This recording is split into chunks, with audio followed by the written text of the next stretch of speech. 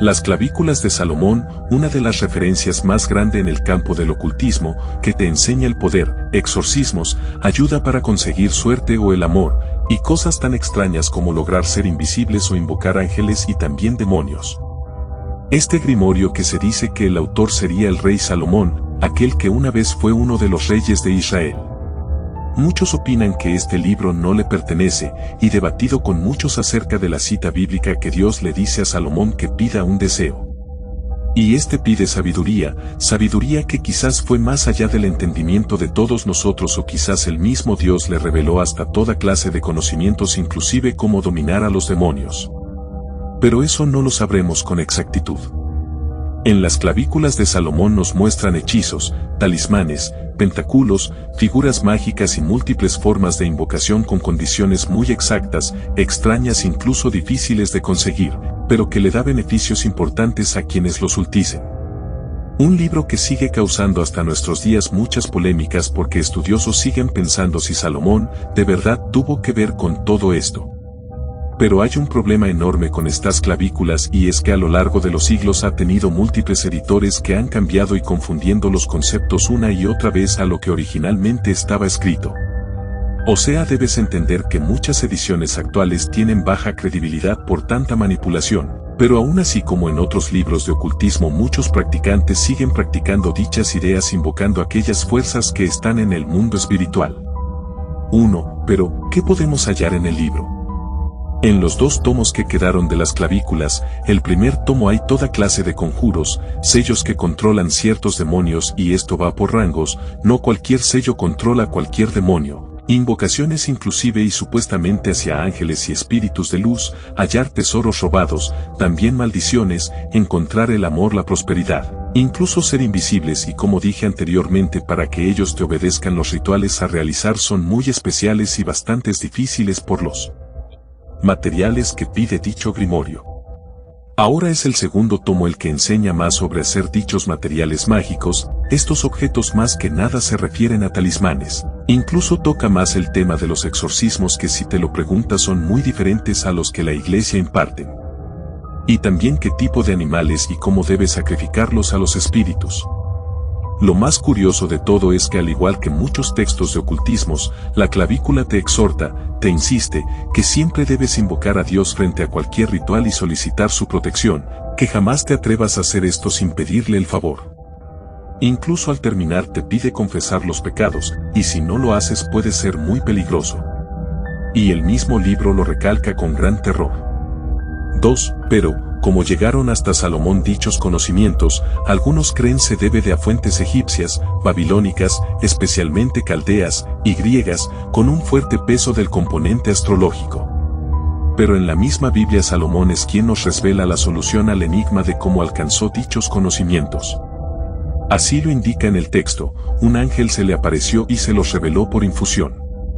No es extraño. Ya en la Biblia se describe esa especial relación entre Salomón y lo divino y como Dios en sueños le entregó toda la sabiduría inimaginable, Libro de los Reyes, 3, 5-15. De este modo, la sabiduría de Salomón sobrepasaba la de todos los hijos de Oriente y la sabiduría de todo Egipto, Libro de los Reyes, 4, 29-34, que era por aquel tiempo como decir que no había ni hubo nadie más sabio que él.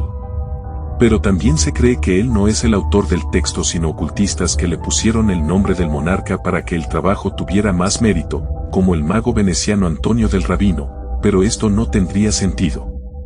Porque él mismo se inspiraba en los textos del rey Salomón según él cuenta un ejemplo es que él es dueño del gran grimorio que se especifica con detalle cómo invocar a Lucifer y al fin y al cabo, toda una eternidad de tormentos inenarrables, a cambio de unos pocos años de beneficios materiales, no son un buen negocio para nadie.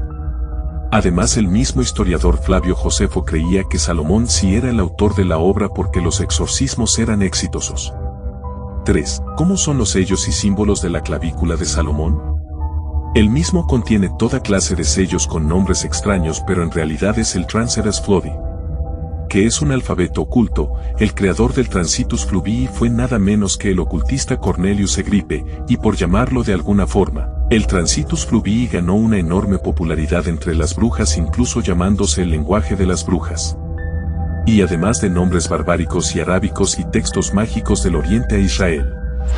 Dato importante, mientras el alfabeto hebreo fue confiado a Moisés, el enoquiano fue entregado a Enoc y el Transitus Fluvii a Abraham. Su contenido podía ser variante, desde tablas astrológicas y correspondencias, listados de ángeles y signos, instrucciones para rituales, recetas mágicas, pantáculos u objetos mágicos, etc. Por consiguiente, muchos otros títulos se hacían partícipes de la magia salomónica con múltiples títulos anónimos o firmados hasta los tiempos modernos que llegaron a parecerse a grimorios como el Picatrix, el Armadel, etc. Ya desde el siglo XIV aparecían testimonios de su prohibición y persecución, y parece ser que fue Inocencio VI, a mediados de dicho siglo, el primer pontífice que ordenó su quema.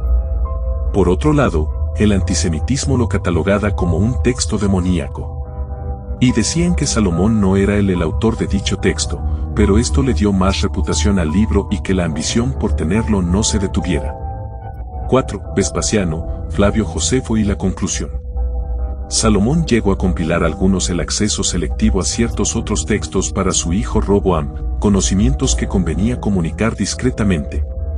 Pero se dice que un incendio acabó con todos los libros excepto con la clavícula de Salomón y el testamento de Salomón, y hacía que nadie que no formase parte de la cadena de transmisión oral, cuyo eslabón original sobre la tierra sería Salomón, podría participar de dicho saber.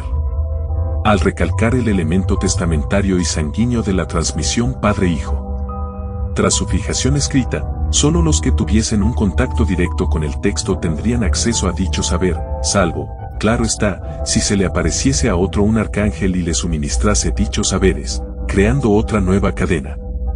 Así, prosiguiendo con la sucesión legendaria, tras Roboam, los rabinos perpetuaron la transmisión de este legado, recibiendo con el tiempo el título de Clavicula Salomonis, por contener ciertas claves secretas que permitían obrar cosas prodigiosas.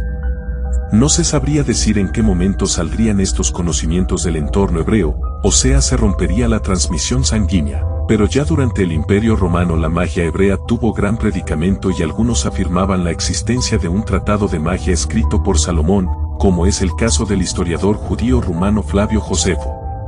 Josefo llegó a creer que el judío Eleazar llegó a tener en su poder un texto que echaba fuera a los endemoniados con un anillo que les ponía en la nariz, creyendo que era el anillo que el ángel le dio a Salomón, ese mismo que lo había llenado de conocimientos mágicos y en presencia del mismo emperador romano Tito Flavio Vespasiano en el año 9, pero habían dudas de si ese texto que tenía Eleazar era el de Salomón.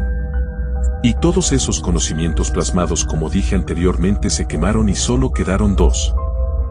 Hoy día la clavícula de Salomón ha dejado otros textos como la llave menor de Salomón o Lemegeton, uno de los grimorios más populares de la demonología y anónimo del siglo XVII, pero este difiere de muchas cosas a la clavícula de Salomón, inclusive rechaza las alabanzas a Dios o a la Trinidad a la hora de los rituales.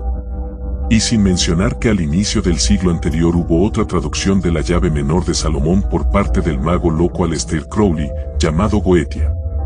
La Goetia, el arte de la brujería, es el grimorio que narra y muestra a los 72 demonios que el rey Salomón invocó y capturó en un recipiente de bronce sellado por símbolos mágicos, obligándolos a trabajar para él, en un grado y un título de nobleza a cada miembro de la jerarquía infernal, y da a los demonios sellos a los que tienen que pagar lealtad. La jerarquía ascendente o descendente de los nombres de los demonios publicados en el texto varían según la edición. Que al igual que todo en la vida y los ángeles, los demonios tienen un rango y trabajan de forma diferente según el día o la luna, día o año o mes especial y más.